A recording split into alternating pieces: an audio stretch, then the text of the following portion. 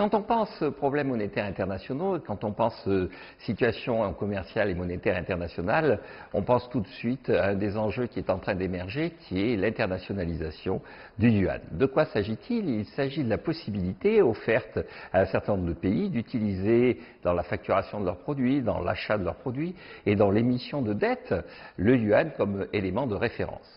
Ça va de soi quand on est un pays qui commerce avec la Chine, mais ça peut concerner des pays plus éloignés de la Chine et qui considèrent que le poids économique atteint par la Chine fait de sa monnaie une référence assez naturelle.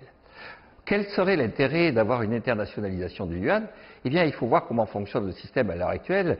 Il faut bien dire que le fonctionnement est centré essentiellement et même exclusivement sur le dollar. L'économie mondiale facture, pense, raisonne, emprunte, fonctionne en dollars.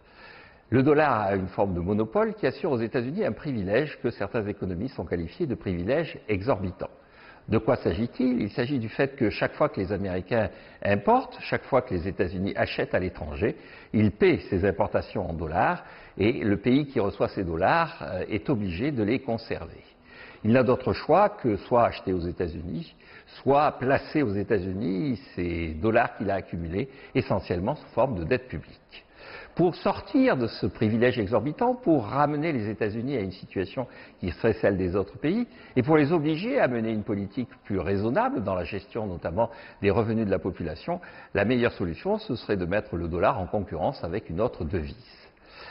Historiquement, le Royaume-Uni, qui était la puissance dominante qui a précédé les États-Unis sur le plan économique et politique, ce Royaume-Uni avait mis sa propre monnaie en concurrence avec l'or. Quand on détenait des livres sterling, on pouvait soit acheter de la dette publique britannique, soit demander de l'or. Depuis 1971, et plus particulièrement depuis une décision du FMI de 1976, les États-Unis refusent de fournir de l'or. Conséquence, les autres pays cherchent un moyen d'échapper à cette dictature, à ce monopole du dollar.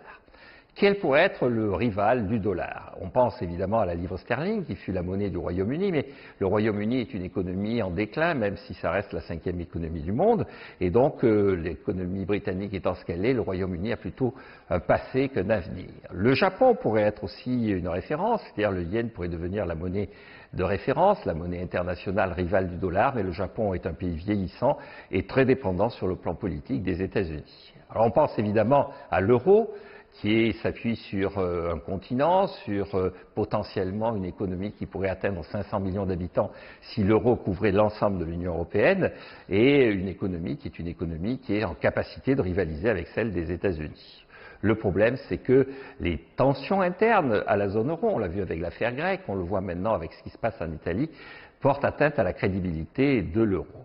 Reste donc la monnaie du pays qui est la 2e économie mondiale, voire selon certains calculs la 1re, d'une économie désormais développée et une monnaie dont les autorités veulent affirmer le rôle international, je pense au yuan. Cette volonté de s'affirmer sur le plan international s'est concrétisée notamment par le fait que le yuan est devenu une des composantes du DTS, le DTS étant la monnaie mondiale calculée sur une moyenne, un panier de monnaies des principales économies.